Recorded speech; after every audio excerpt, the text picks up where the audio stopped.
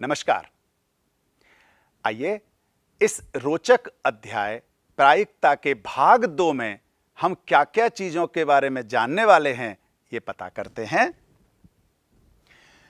हमने जो पहले भाग में पढ़ा था कि प्रायिकता का अभिग्रहितीय दृष्टिकोण, इसका थोड़ा सा दोहरान करेंगे। इसके बाद एक घटना का घटित होना, ऑकरेंस ऑफ एन इवेंट क्या होता है, किसे कहते हैं, इसको जानेंगे। फिर घटनाओं के प्रकार, टाइप्स ऑफ इवेंट क्या हैं, कितने प्रकार की घटनाएं हो सकती हैं, हम उनको जानेंगे। और इसके बाद कुछ एल्जेब्रा ऑफ इवेंट्स है, घटनाओं का एक बीजगणित है, हां, जो समुच्चय में भी था, उसके बारे में जानेंगे।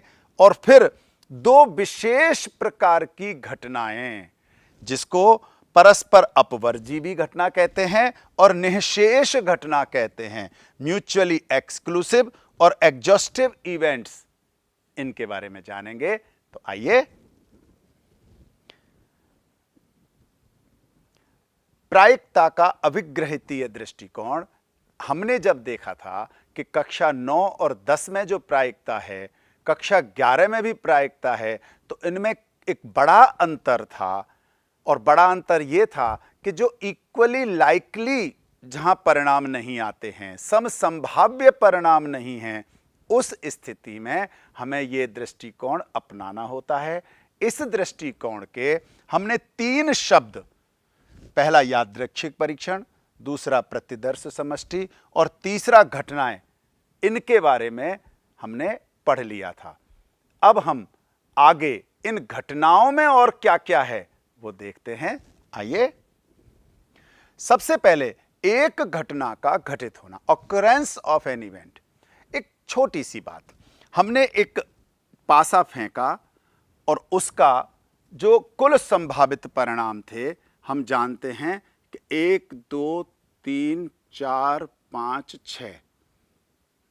अब मुझे जो प्रश्न है वो है कि मुझे इसमें चाहिए सम संख्या। सम संख्या के ऊपर, यानी मेरा जो इवेंट है, जो घटना है, वो है सम संख्याओं के लिए। तो सम संख्याओं में मुझे क्या चाहिए? मुझे चाहिए 2, 4 या 6। अब मैंने पासा फेंका तो 1 आया। 1 आया, अर्थात जो मेरे लिए सम संख्याओं वाला था वो नहीं आया। तो जो नहीं आया वो ऑकरेंस ऑफ एन इवेंट नहीं हो सकता। तो मेरी घटना का घटित होना कब कहलाएगा? जब मेरे लिए जो मेरे अनुकूल परिणाम हैं उनमें से कोई परिणाम आए। अर्थात पासा फेंका, पासा फेंकने पर 2 आए, 4 आए या 6 आए, तभी वह मेरी घटना का घटित होना कहलाएगा। और यदि इनके अलावा कुछ भी आ गया तो वह मेरी घटना का घटित होना नहीं कहलाएगा।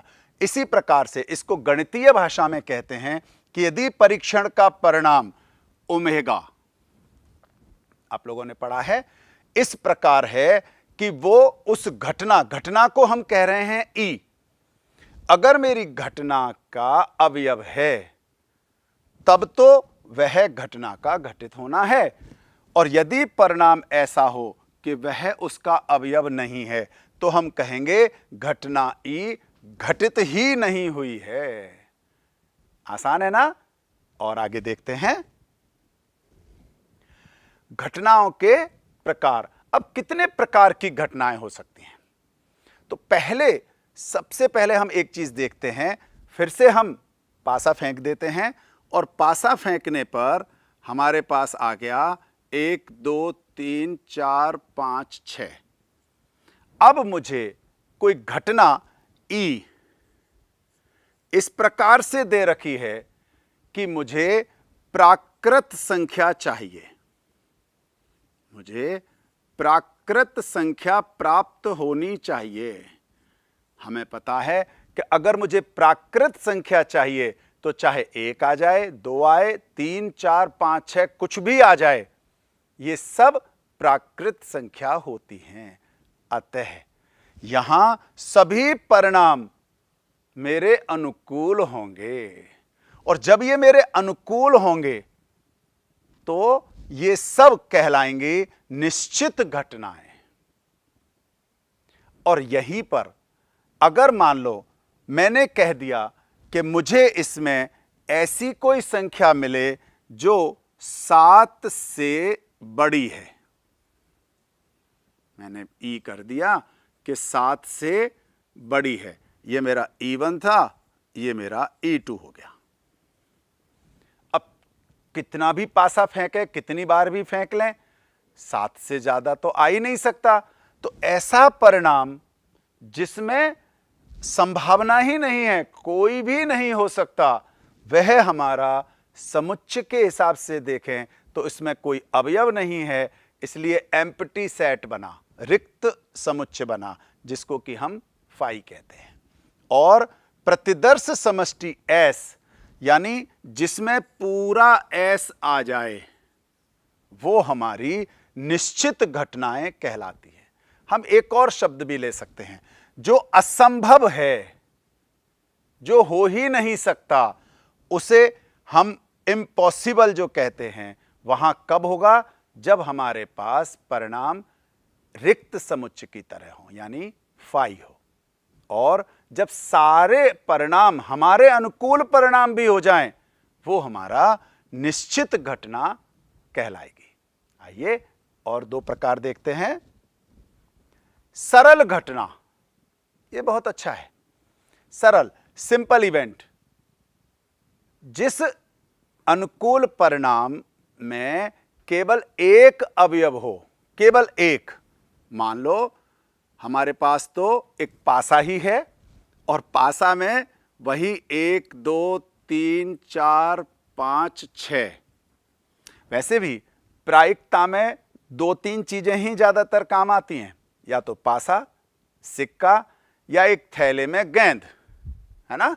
तो ये मैंने एक पासा फेंका, पासा फेंकने पर 1 से 6 तक कुल परिणाम थे। लेकिन अगर मैं कहूं केवल एक आने की प्रायिकता, केवल एक, तो मेरे लिए परिणाम रहा 1। मुझे 2 देखना है तो रहा 2, मुझे 3 देखना है तो रहा 3। इस तरह से यदि किसी घटना में केवल एक ही प्रतिदर्श बिंदु हो, कोई भी घटना ऐसी है जिसमें केवल एक प्रतिदर्श बिंदु, जी हां, एक से ज्यादा नहीं होने चाहिए, तब वो सरल घटना कहलाती है। ऐसा परीक्षण जिसके प्रतिदर्श समष्टि, जिसमें n पृथक अवयव हों। अब जैसे ये मेरा समष्टि है, प्रतिदर्श समष्टि, इसमें 6 हैं टोटल, तो जितने हैं उतनी ही सरल घटनाएं कहलाती हैं। यहां 6 हैं, हर एक घटना अपने आप में सरल घटना है। तो जिसके प्रतिदर्श समष्टि, जिसमें n पृथक अवयव हों, में n सरल घटनाएं विद्यमान होती हैं। तो फिर मिश्र घटना किसे कहेंगे? मिश्र घटना अर्थात कंपाउंड इवेंट, इसी से मिलता जुलता है, जिसमें एक से अधिक अगर प्रतिदर्श बिंदु हो। जैसे हमने इसी में देख लिया विषम संख्याओं का, तो विषम संख्याओं का मतलब हो गया 1 3 और 5। हमने देख लिया 4 से बड़ी संख्या है, 4 से बड़ी संख्या है तो 5 और 6 हो गई। तो अगर एक प्रतिदर्श बिंदु है तो वो सरल घटना, और अगर एक से ज्यादा है तो वो कहलाती है मिश्र घटना। आइए आगे और देखते हैं। घटनाओं का बीजगणित, एलजेब्रा ऑफ इवेंट्स। एलजेब्रा में, बीजगणित में समुच्चय का सिद्धांत इसमें बहुत ज्यादा लागू होता है। समुच्चय में हमने यूनियन पढ़ा था, यानी सम्मिलन, इंटरसेक्शन पढ़ा था, यानी सर्वनिष्ठ, हमने पूरक भी पढ़ा था, कॉम्प्लीमेंट। इन सब जो हमने समुच्चय में पढ़े थे, वो सब घटनाओं में भी होते हैं, अर्थात प्रायिकता में समुच्चय का जानकारी होना बहुत जरूरी है। तो सबसे पहले अगर हम देखते हैं यूनियन, यूनियन में अर्थात यू, हमने पढ़ा था कि ए यूनियन बी, हम इसको एक तरह से और करते थे क्या, ए और बी, अर्थात जहां और शब्द आ जाए या आ जाए तब हम कहते थे यूनियन। और यूनियन का मतलब सीधा सीधा होता है ए और बी के सभी अवयव। ए और बी के सभी अवयव कैसे, जैसे मान लो मेरे पास जो एस है वो है 1 2 3 4 5 6। मेरी पहली घटना इस प्रकार से है कि मुझे इसमें विषम संख्याएं चाहिए, तो विषम संख्याओं के लिए 1 3 और 5 हो गया। अब मुझे दूसरा दे रखा है, वो दे रखा है 4 से बड़ी संख्या, तो 4 से बड़ी संख्या में हो गया 5 और 6। E1 और E2 यदि मुझे इनका यूनियन देखना होगा तो इसके दोनों के अवयवों को इकट्ठा करके लिखना है, अर्थात E1 यूनियन E2। हम सब जानते हैं कि ऐसे में अगर कोई समान अवयव होता है वो केवल एक बार लिखा जाता है, तो 1 3 5 6 ये इसका यूनियन हो गया।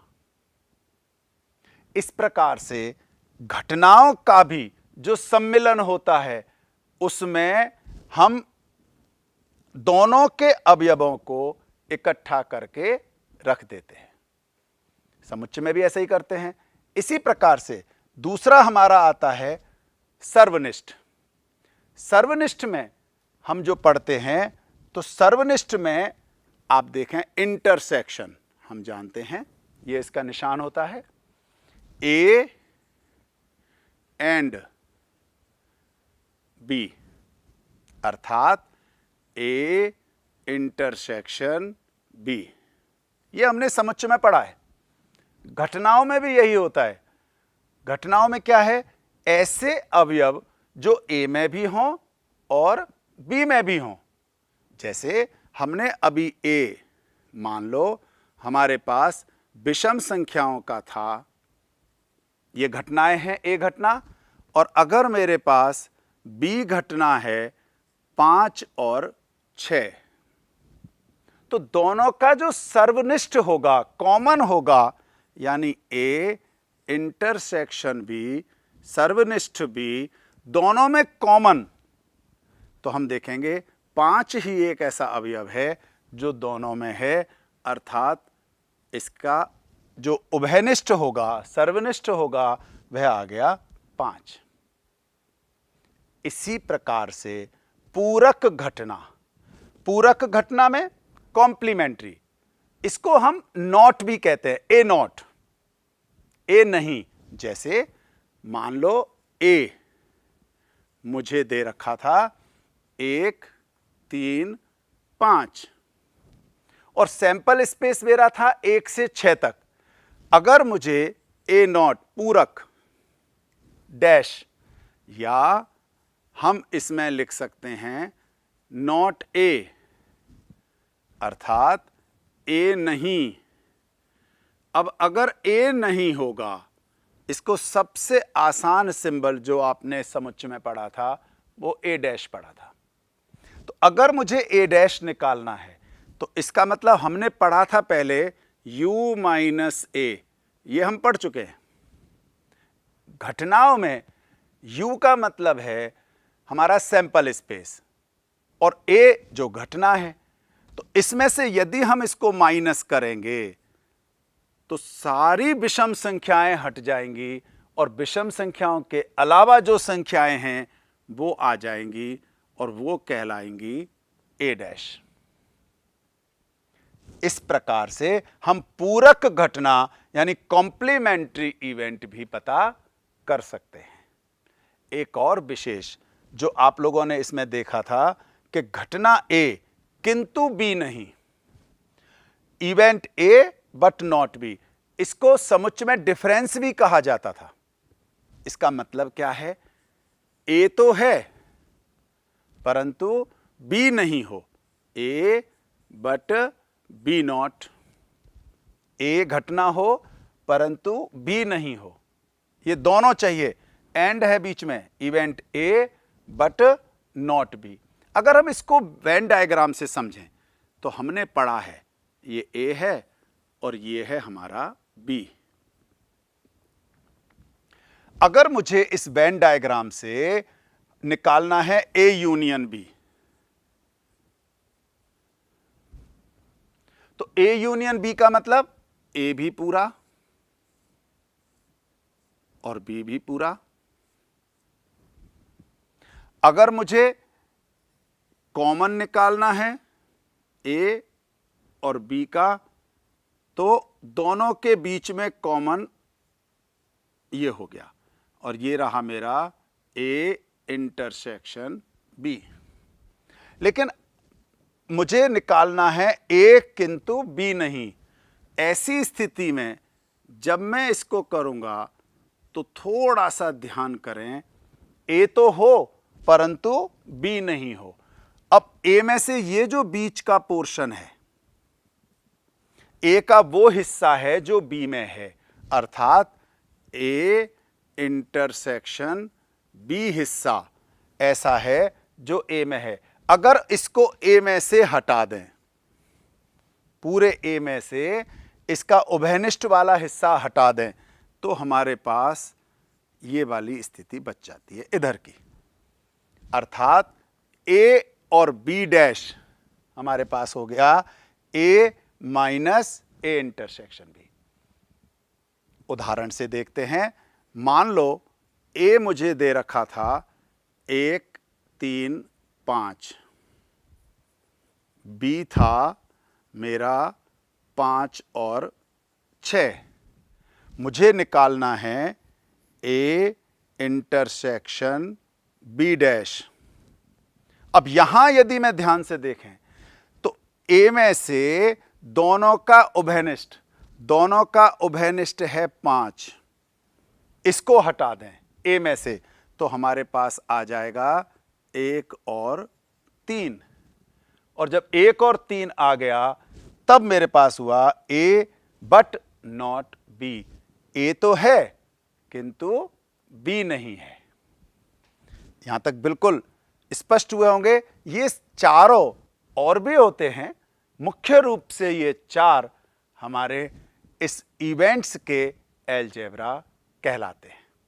आइए आगे चलते हैं। अब हम एक उदाहरण देखते हैं। इस उदाहरण में अगर आप देखें तो एक प्यासा फेंकने का परीक्षण पर विचार करें।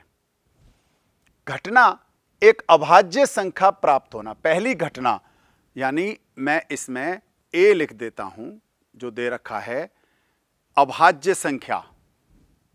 अभाज्य संख्या आपकी है 2 3 और 5। लेकिन अभाज्य घटना लिखने से पहले सबसे पहले जो आपको लिखना है वो लिखना है सैंपल स्पेस। जी हां, सैंपल स्पेस अगर आप प्रतिदर्श समष्टि अगर आपने लिखी है तभी जा करके सबको कर सकते हैं। तो एस हम सबसे पहले देखते हैं, चूंकि एक पासा फेंका है तो 1 2 3 4 5 और 6।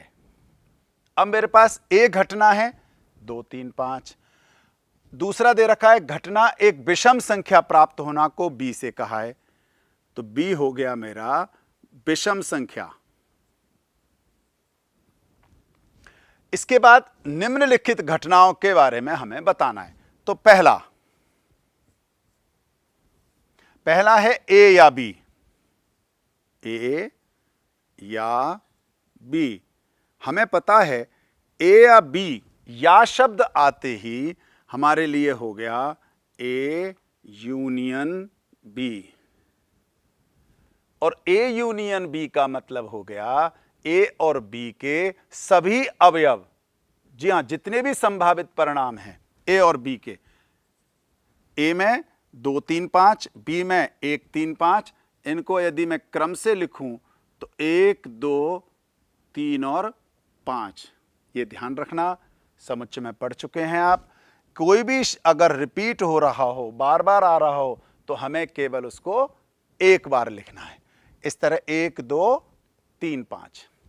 इसके बाद दूसरा देखते हैं, ए और बी, ए और बी, और शब्द यानी एंड, ए एंड बी है, अर्थात ए इंटरसेक्शन बी।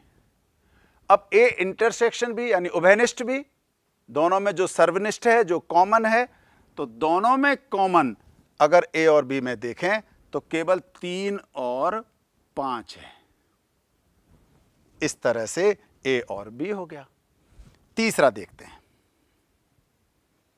तीसरा कह रहा है ए किंतु बी नहीं, A but not B, A intersection B dash, A but not B, A तो हो परंतु बी नहीं हो, तो हमने पढ़ा था। ऐसे में ए और बी का जो कॉमन है वो ए में से हट जाएगा। दोनों का कॉमन 3 5, ए है हमारा 2 3 5, अगर 2 3 5 में से 3 5 हट गया तो 2 आ गया। आगे देखते हैं, ए नहीं को निरूपित करें। चौथा है हमारा ए नहीं।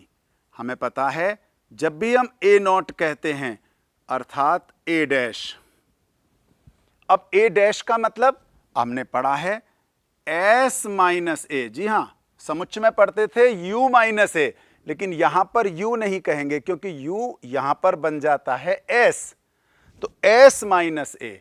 एस कितना है? 1 2 3 4 5 6 और ए है 2 3 5। यदि इनको हटा देते हैं तो हमारे पास आ जाएगा 1 4 6। इस तरह से ये पूरी अलजेब्रा हमारे क्लियर होती है। तो आज हमने क्या क्या देखा? हमने देखा कि एक घटना का घटित होना, ऑकरेंस ऑफ एन इवेंट। हमने देखा घटनाओं के प्रकार अर्थात टाइप्स ऑफ इवेंट्स, कितने प्रकार की घटनाएं हमारी हो सकती हैं। और सबसे बड़ी बात हमने इसमें पढ़ा कि किस तरह से समुच्चय जो हमने पढ़ा था वो हमारी अब घटनाओं और प्रायिकता में बहुत ज़रूरी है। और उसी में घटनाओं का जो बीजगणित था, अलजेब्रा ऑफ इवेंट्स, जिसमें चाहे यूनियन हो, इंटरसेक्शन हो, कॉम्प्लीमेंट हो, सम्मिलन, सर्वनिष्ठ या अंतर निकालना, डिफरेंस भी हमने इसमें देखा। उम्मीद है यहाँ तक आपको सब कुछ समझ में आया होगा। शेष अगले एपिसोड में मुझे लगता है आप सबको बहुत अच्छा लगा होगा। धन्यवाद।